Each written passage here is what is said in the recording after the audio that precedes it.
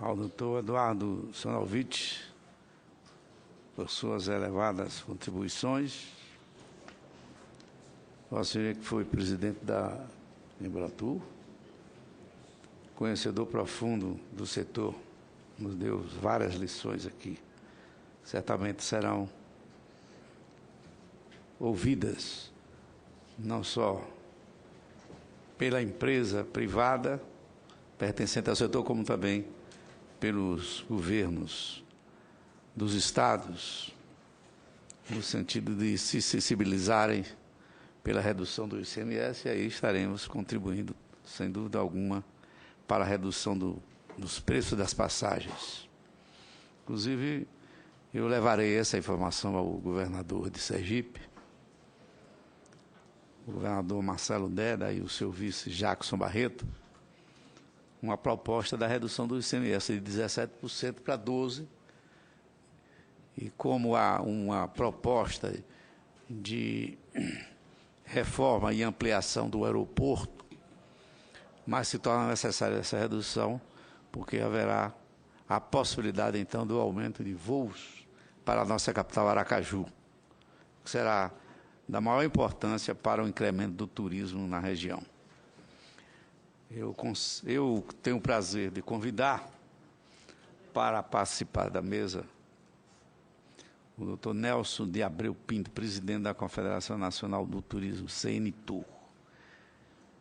E, ao mesmo tempo, concedo a palavra ao senhor Ricardo Amaral, presidente da Associação Brasileira de Cruzeiros Marítimos, ABREMAR.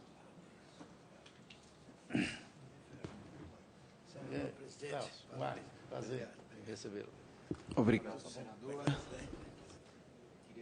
Queria lhe desejar um ótimo dia, agradecer o convite, cumprimentar a senadora Lides e parabenizar a comissão por organizar esse debate tão importante, num momento tão importante nos preparativos para os mega-eventos.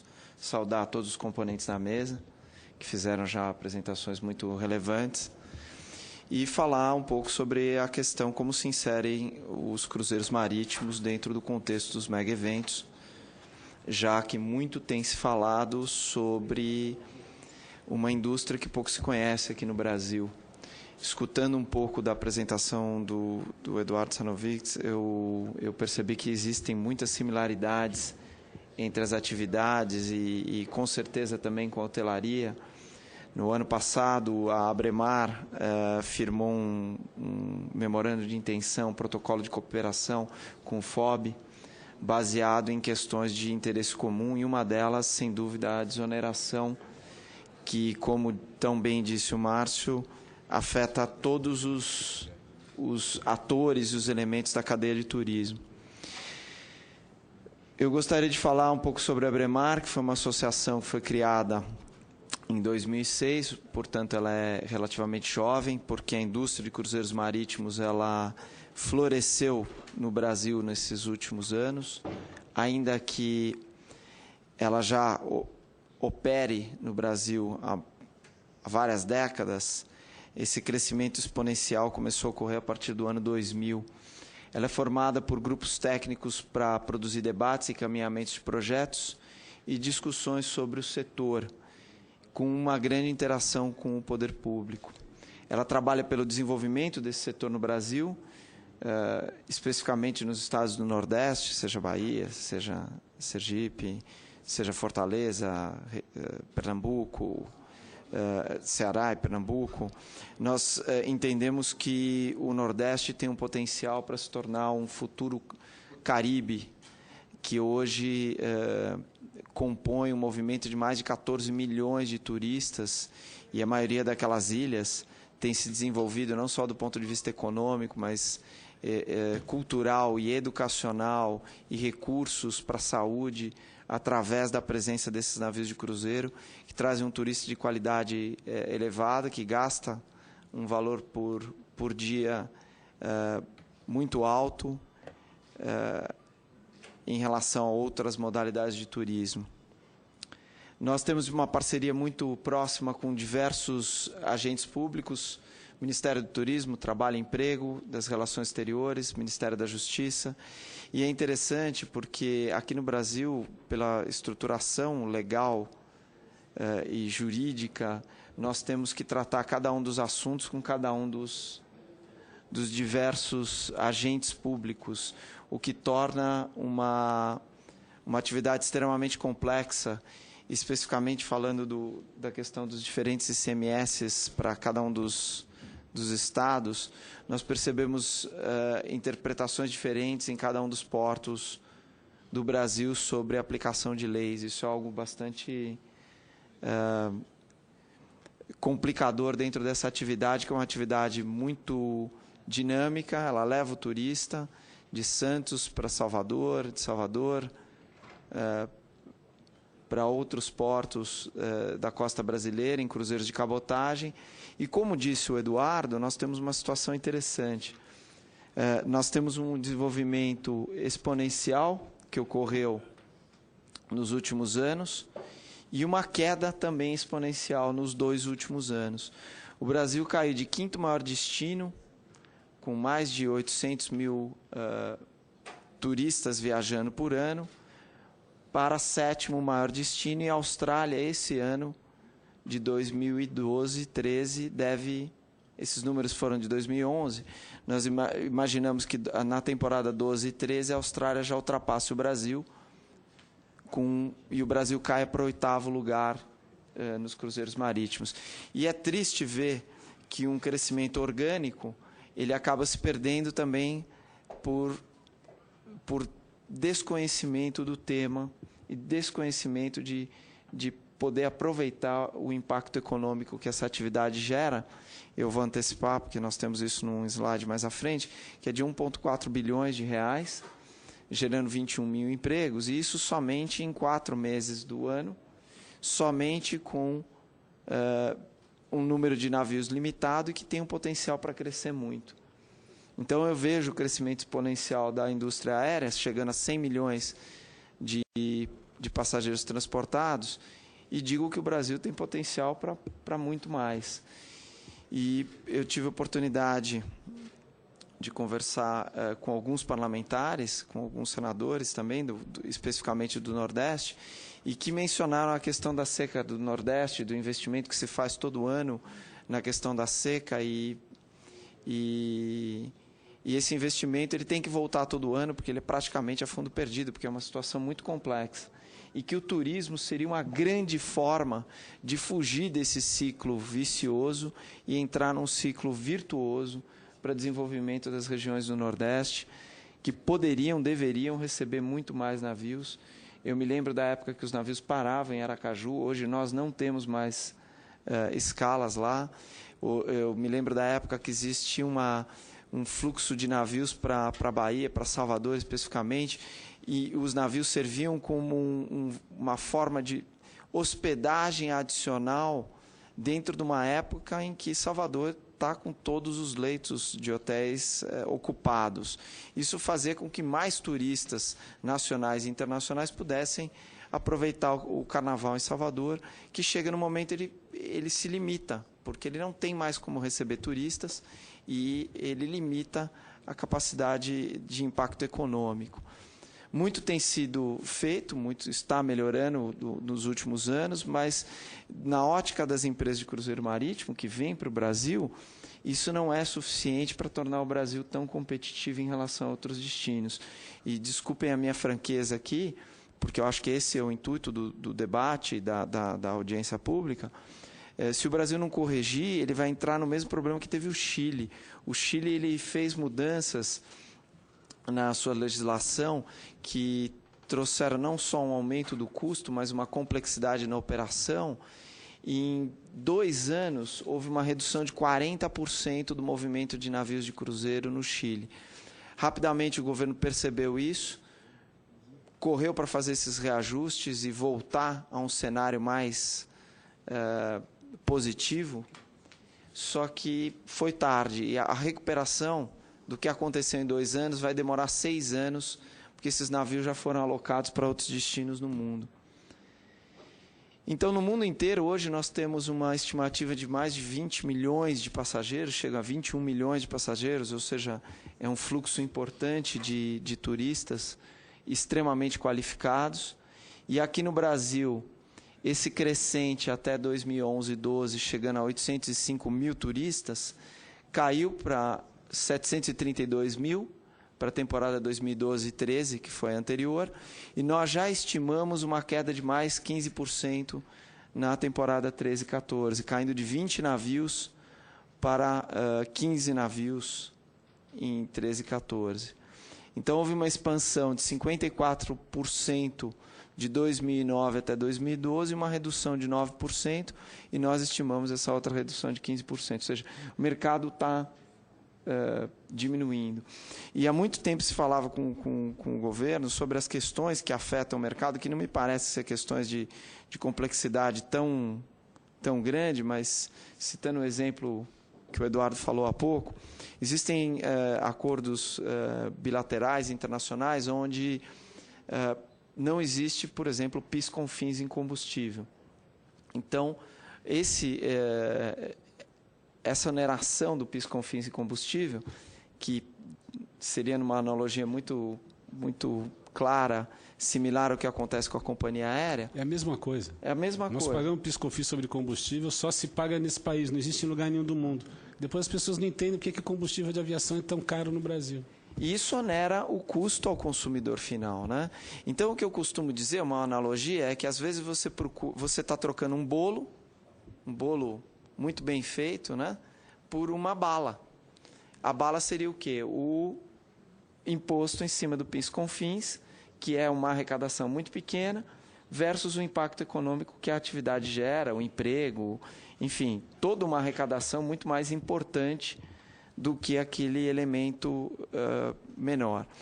E, ironia do destino, a carga, a movimentação de carga, navios de carga, não pagam PIS com fins de combustível.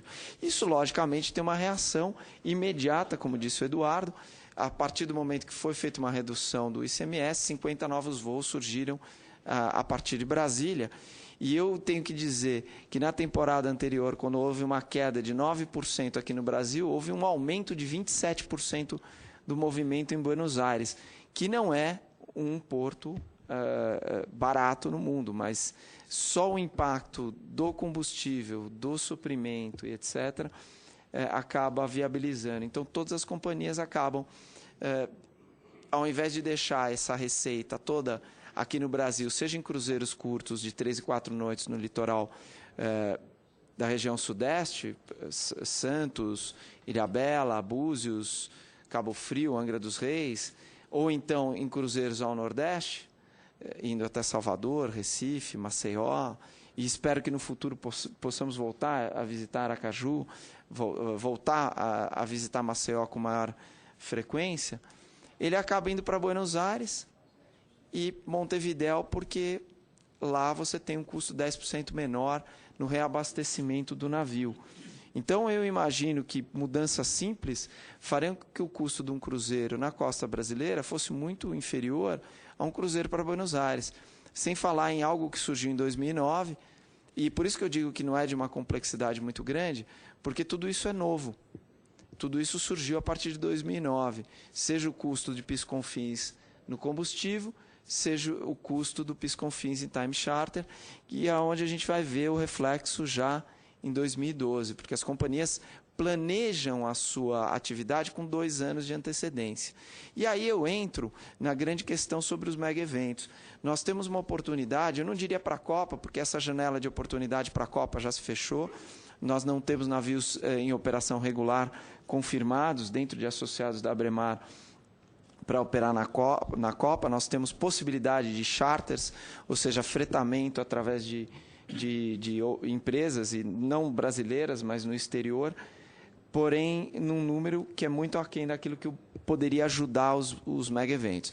Mas eu falo da Olimpíada de 2016, onde a proposta do governo brasileiro para o Comitê Olímpico prevê a presença de navios, e tanto está se falando do Pier do Rio de Janeiro, né, se vai ser em Y, se vai ser em formato de e etc. E tal. Eu gostaria de ressaltar que hoje, no período da tarde, nós vamos ter uma reunião no Ministério dos Esportes para falar com o ministro sobre a situação em que a Abremar e os seus associados não foram consultados formalmente para nenhum desses projetos. Então, você vai acabar, é como você construir um aeroporto sem falar com a companhia aérea e entender o que a companhia aérea precisa. Então, se as associadas da BEAR estão pretendendo trazer aviões maiores, o aeroporto precisa ser expandido dentro dessa consideração. E a mesma coisa para todos esses projetos de portos, que em alguns casos estão ocorrendo, inclusive em cidades onde não tem nenhuma atividade de navio, de cruzeiro neste momento, ou uma atividade muito incipiente. Então, a gente vai ter esse diálogo hoje no período da tarde. Nós caímos em 9% em leitos, e navios nós estamos caindo de 17, 11, 12, mas eram 20 na temporada anterior para 15, e devemos chegar até 13 no futuro próximo. O impacto econômico de cruzeiristas foi de 522 milhões, e dos armadores de 893 milhões, gerando um total aí de 1,4 bilhão direto e indireto dentro da economia brasileira. E, novamente, eu digo, somente num período de 4 meses. Imaginem o que seria isso num ano inteiro, que existe potencial. Eu costumo fazer uma analogia que o Nordeste é o Caribe sem furacão e sem tempestade tropical. Obrigado, agradeço aí a extensão do tempo, senador. E o benefício que isso traria para o Nordeste. E eu digo que no passado houve muita conversa e muita celeuma sobre o fator de competitividade dos navios em relação a outros atores da cadeia do turismo, um deles a hotelaria, e isso já está completamente superado, e nós podemos dizer que existe uma grande complementaridade nisso, porque todos os turistas que fazem um cruzeiro no Rio, saindo de Santos, ou do Rio de Janeiro, ou embarcando em Salvador, eles ficam uma noite antes ou uma noite depois no hotel, eles acabam utilizando a infraestrutura da hotelaria em day use, eles acabam fazendo pacotes de uma semana quando são estrangeiros, porque vêm, passam uma semana, fazem um cruzeiro, tanto na vinda quanto na volta dos navios para a Europa e para os Estados Unidos, onde está a temporada durante o período de junho, julho e agosto, e, portanto, os navios não estarão presentes aqui nos grandes eventos por conta de um menor custo de operação na Europa, e sem falar da complementaridade com a companhia aérea que transporta todos esses turistas, que hoje nós temos um número de 15% de turistas estrangeiros, ao contrário do que foi falado na audiência anterior, e erroneamente pelo presidente da Embratur, com o qual vamos nos encontrar agora também no período da tarde para esclarecer essa questão. Hoje nós temos mais de 150 mil turistas que vêm ao Brasil para fazer cruzeiro. E isso é um número importante e ainda ínfimo perto daquilo que pode ser. E as companhias divulgam através dos seus sites na internet, através dos seus folhetos, que são numa quantidade maior do que nunca poderia ser produzido, porque cada uma dessas companhias produz milhões de folhetos que são divulgados em todos esses países que estavam listados aqui na relação de PIB, desde o menor até o maior. E hoje nós temos aqui um impacto por cidade. Então, hoje nós temos um impacto só em Salvador de 47 milhões, com o pequeno número de escalas que temos e que poderia crescer exponencialmente. Outras cidades de 190 milhões. Só na Ilha Bela, que é uma ilha pequena do litoral paulista, é um impacto de 42 milhões que nunca aconteceria sem os cruzeiros marítimos. Hoje nós temos entraves e gargalos e desafios e que nós pretendemos trabalhar em conjunto com o governo. Esperamos que dentro de um tempo aceitável, porque se nós não tivermos uma definição até o meio do ano de 2004, eu posso garantir que 2014, perdão, não teremos navios aqui sequer na Olimpíada. E eu digo que a Copa, pela diversidade de estados em que ela vai se realizar, ela não vai ter um problema localizado tão grande, porque as pessoas podem até fazer o comutar, né, como se diz, dormir numa cidade, pegar um avião, assistir o jogo e voltar. No Rio de Janeiro, quando isso tudo estiver concentrado, e pelos números que foram apresentados pelo Márcio aqui, me preocupou ainda mais, porque são 800 mil espectadores, muitos locais, mas só a capacidade do Maracanã com 60 mil falando de um esporte, Imaginem delegações, 25 mil jornalistas, se eu não estou enganado, e com a capacidade que tem de hospedagem, vai ter que ocorrer, esse pessoal vai ter como estar todo dia de São Paulo e de outras cidades para poder assistir à Copa. Então, eu imagino que o navio seja uma alternativa muito viável, evitando a construção de novos empreendimentos hoteleiros que ficariam ociosos após o evento, ou então derrubariam a tarifa média de toda a cidade, trazendo um turismo talvez não tão positivo para a cidade. Eu estou falando isso aí de uma forma geral, né? Nós temos problema de sazonalidade com o hemisfério norte e o hemisfério sul. O Brasil poderia aproveitar isso e nós precisamos rever a questão de tributos, infraestrutura portuária, vistos e todos os custos de operação que afetam não só os cruzeiros marítimos, mas a maioria das empresas que têm operado no Brasil. Aí está a questão dos grandes eventos, principalmente Copa do Mundo e Olimpíadas, onde a grande parte fica no litoral brasileiro. Isso tudo poderia ser servido ou atendido através do navio de cruzeiro e em conjunto com a companhia aérea. Mesmo que o jogo ocorra em Belo Horizonte, ele pode hospedar no Rio de Janeiro, voar, assistir o jogo, voltar e ir para a próxima cidade. E em conjunto com a hotelaria, todos esses turistas que vêm, eles podem fazer um pacote em outras cidades do Brasil dentro daquele período. Queria agradecer esse tempo, essa oportunidade e dizer que nós somos muito otimistas na retomada do crescimento dos navios aqui no Brasil. Obrigado. Agradeço, doutor Ricardo Amaro.